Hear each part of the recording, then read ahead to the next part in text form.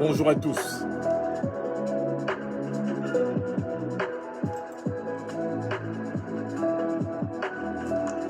Je voudrais consacrer quelques minutes à féliciter un grand Africain de notre temps, le président Faustin Archange Touadéra de la République centrafricaine, qui vient d'être confirmé par la Cour constitutionnelle de son pays dans les fonctions de président légitime et légal de la République du Cameroun, de la République centrafricaine. Le 13 janvier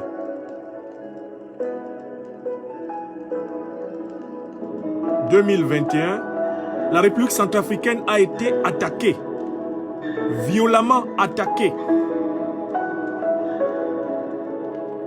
par la rébellion armée par la France-Afrique, et l'objectif était d'empêcher que les résultats du scrutin qui s'était tenu le 27 décembre 2020 soient proclamés et que la Cour constitutionnelle siège et attribue le pouvoir suprême de l'État à celui qui a gagné.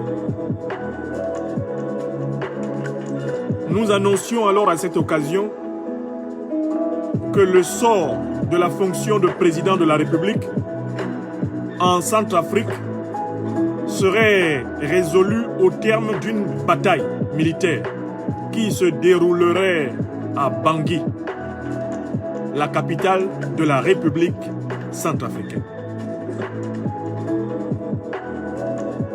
La première phase de cette bataille de Bangui a eu lieu le 13 janvier. Elle a été remportée par les forces armées centrafricaines, les FACA.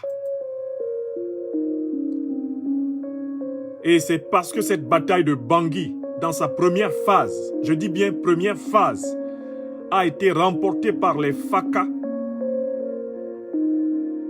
et leurs alliés véritables, qui sont ceux de la Fédération de Russie et du gouvernement rwandais.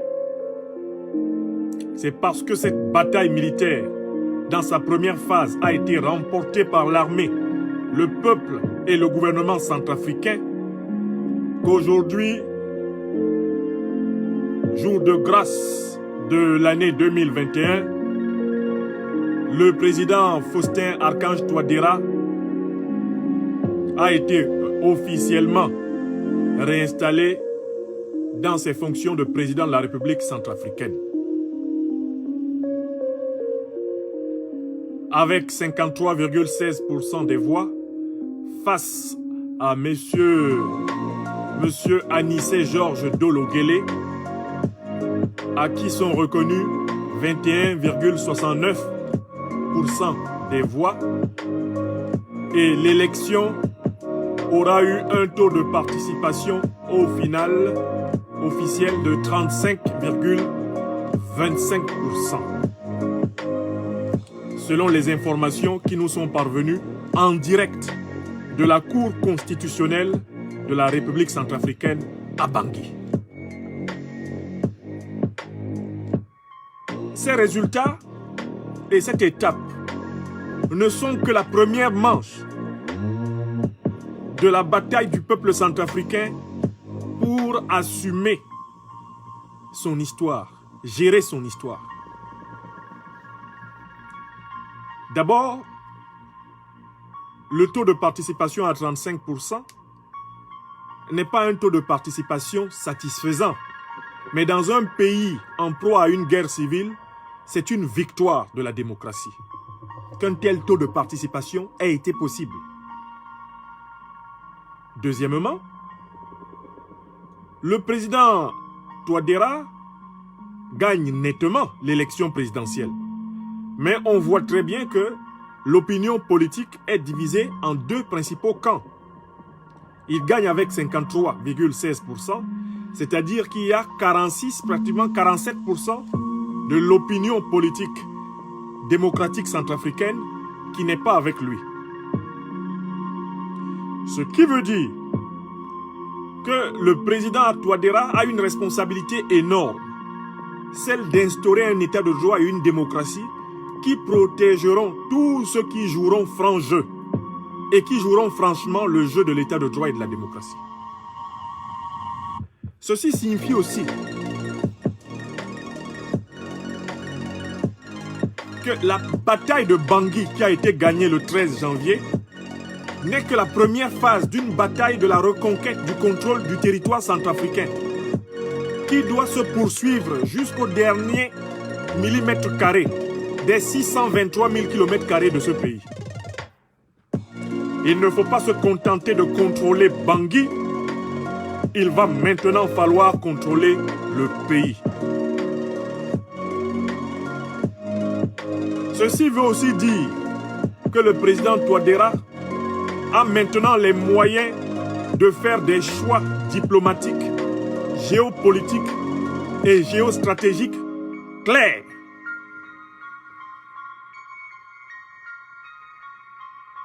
Des choix diplomatiques,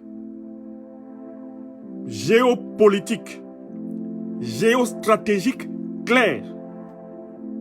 Car le gouvernement du président Touadéra et du Premier ministre Firmin Ngrebada ne doit pas ignorer que les deux ailes de la rébellion centrafricaine sont souchées au sommet de la France-Afrique à Paris. Je recommence. Que le gouvernement centrafricain monte ou descende, que le président Touadéra veuille l'accepter ou pas, que le Premier ministre Firmin Ngrebada le reconnaisse publiquement ou pas, le fait qu'ils ont choisi de développer une relation forte avec la Russie leur vaut une véritable fatwa de la France-Afrique.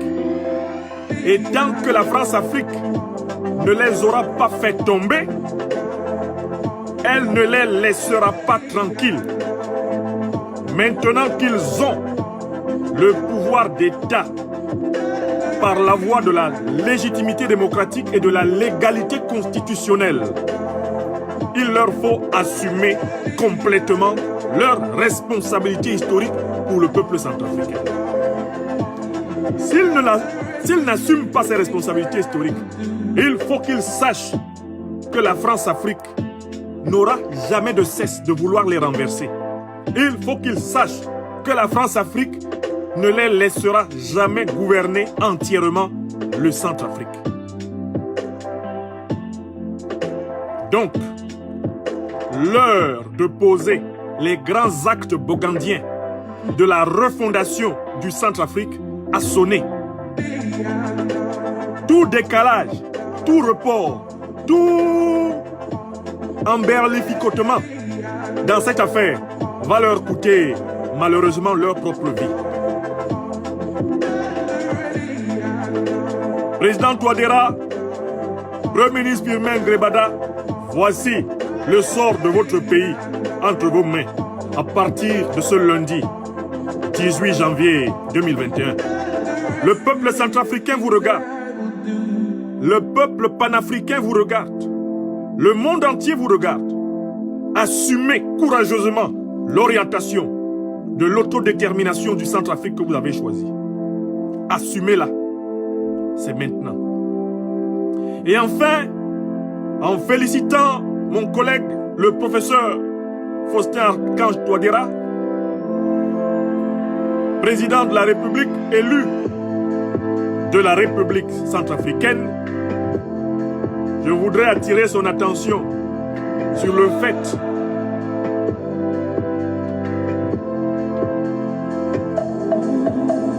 que les deux autres dangers qui guettent son régime sont les suivants. La corruption, la gestion clanique du pouvoir, d'une part, et la non-instauration de l'état de droit, c'est-à-dire de la justice et de l'égalité quotidienne pour tous. Il va falloir que le président Touadéra fasse encore beaucoup plus d'efforts pour que l'image morale de son régime soit crédible, que les membres de son gouvernement ne soient pas mêlés à des détournements de fonds publics, que l'opinion centrafricaine ait du respect pour le gouvernement centrafricain parce que ce sera un gouvernement d'hommes et de femmes intègres. Il faut résolument gouverner pour le peuple centrafricain, non pas pour un clan. Il faut ouvrir ses mains à toutes les Centrafricaines, ouvrir ses bras à tous les Centrafricains qui viendront vers vous avec la pureté de cœur et avec la volonté de bâtir le pays. Ceux qui vous tendront l'épée, il faudra leur tendre l'épée. Ceux qui vous tendront l'olivier, il faudra leur tendre l'olivier. Voilà mes réactions à chaud au moment de saluer et de féliciter le peuple centrafricain et ses dirigeants légaux et légitimes. En leur disant, la bataille de Bangui du 13, ce n'était que la première partie. Il faut continuer, rétablir l'autorité de l'État centrafricain partout. Il faut continuer, instaurer l'État de droit. Il faut continuer, combattre la corruption. Il faut faire des choix géopolitiques, géostratégiques, clairs, déterminés et assumer les conséquences. Parce que de l'autre côté, je veux dire du côté de la France-Afrique, on ne vous pardonnera rien. Ils seront sans pitié envers vous. Je vous le dis. Le colon français ne vous pardonnera jamais de l'avoir mis en difficulté, même pendant une seule seconde, par l'ancrage multilatéral russe. Vous le payerez. Et si vous croyez naïvement qu'ils peuvent vous le pardonner, l'Afrique va vous pleurer. Je tenais à vous le rappeler en ce lundi 18 janvier 2021. Bonne chance au peuple centrafricain. Que Dieu bénisse ses dirigeants élus, légitimes et légaux. Que Dieu bénisse l'Afrique. Bonne semaine à tous. Merci.